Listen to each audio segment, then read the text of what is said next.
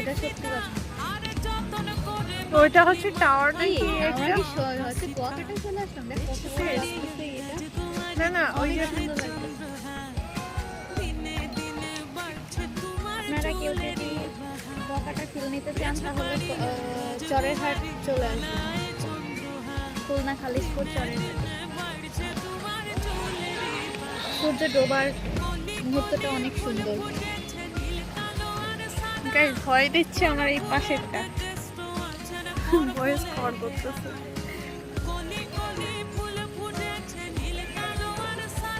বাহ কত সুন্দর।